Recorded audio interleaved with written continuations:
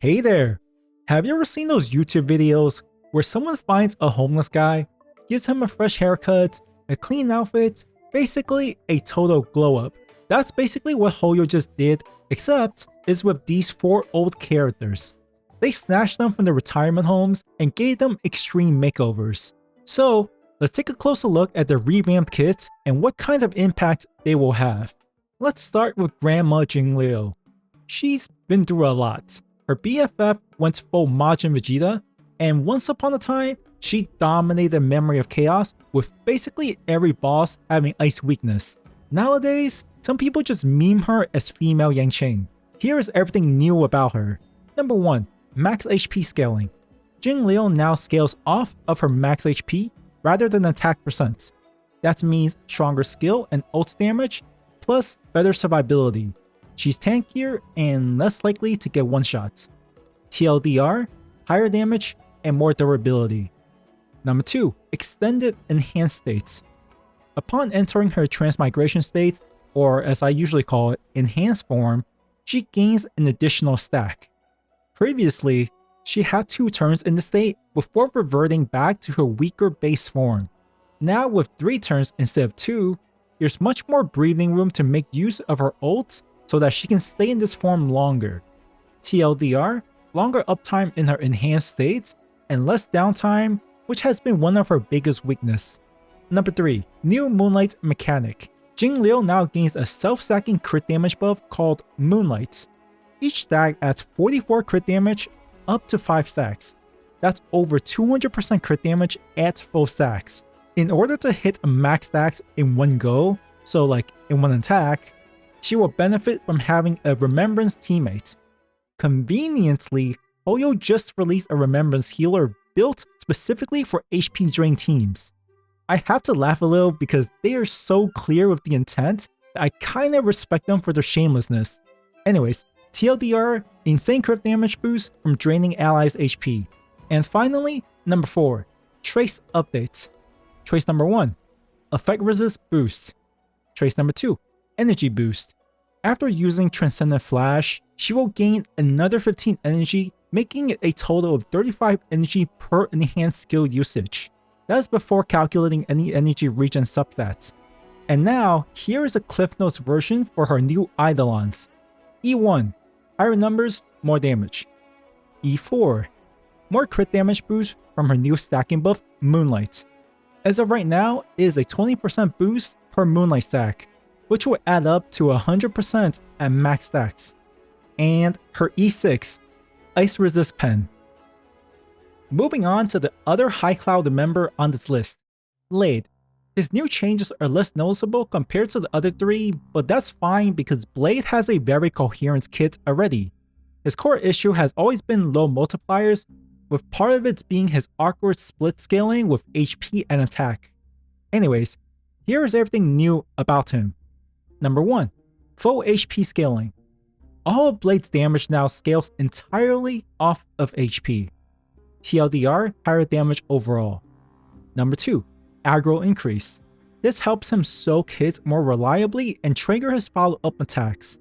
This is like having a Lynx aggro buff without Lynx being on the team. TLDR, more aggro equal more follow-up attacks equal more damage. Number 3. Follow-up attack energy boost. After using his follow-up attack, you will gain another 15 energy, making it a total of 25 energy per follow-up attack hit. In short, better ult uptime. Overall, solid improvement, nothing too crazy, but just enough to modernize him. Honestly, Blade didn't need too much of a crazy makeover. He's always had a strong foundation, but his numbers just weren't there. Speaking of crazy, let's talk about Silverwolf. I am confident that there were others who thought Silverwolf would age gracefully, given that weakness manipulation interacts with element matching, which is a core gameplay mechanic of Star Rail. But then Hoyo decided that rules are made to be broken, and every other person either has a weakness implant or just did not care about weakness types. The main issue holding her back in my opinion was her being a single target when 99% of the battles are multiple targets. Her old kits being single target made her essentially unusable in pure fiction until now. Here is everything new about her. Number 1. AoE Ultimate. Her new ultimate is now AoE, reducing all enemies' defense by 45% for 3 turns.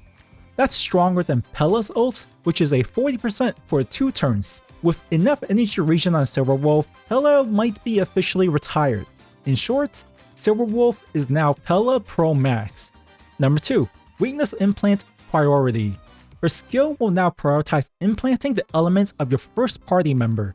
This just means that if we put Acheron in slot 1, then we get lightning implants essentially every time. In addition to that, if that enemy with a weakness implant is defeated, the implants will transfer over to another surviving enemy on the field.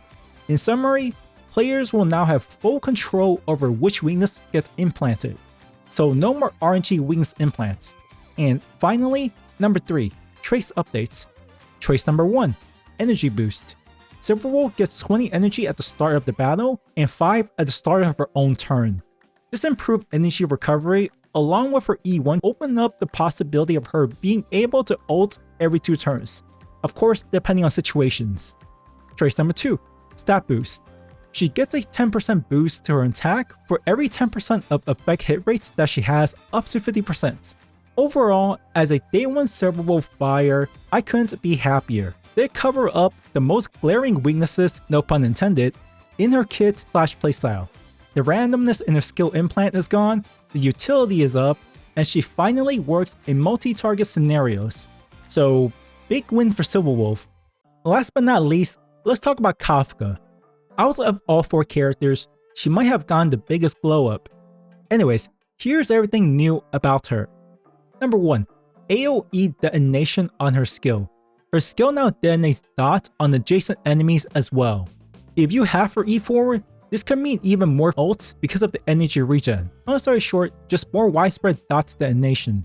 Number 2, AoE dot detonation on her ults. Her ult now detonates all types of dots, not just lightning. For reference, her old ultimate would only detonate lightning dots, so the other dot debuffs from someone like Black Swan didn't do anything with Kafka's ult. Long story short, the more dot debuffs on enemies, the more damage her ult will do. Number 3, follow-up attack revamp. A follow-up attack can now be triggered by any ally attacks, not just the basic attacks. Kafka will start with 2 trigger counts and regenerate 1 per turn. Long story short, easier and more frequent follow-up attacks. And finally, number 4, trace updates. Trace number 1, overall damage boost. If a team member has over 75% effect hit rate, their dot damage increases by 75%. This is a free universal damage buff to dot characters, since characters like Black Swan should easily have more than 75% from the build. Trace number 2, more dots detonation. Every time Kafka ults, she will regenerate 1 follow-up attack trigger count. Plus, any follow-up attack from a talent will also now have a dot detonation. Overall, dot teams should have a bright future ahead of them. This new Kafka change cements her as a dedicated dot support with some consistent personal damage by constantly being able to detonate dots accumulated by the entire team. Rather that's her follow-up attack, her ult, her skill, it's always there. I truly believe that we still don't know her max potential until more dot characters are available, but hey, it looks like we won't have to wait much longer. But yeah, that's pretty much it. Which character do you think got the better buffs? Thanks for watching. Okay,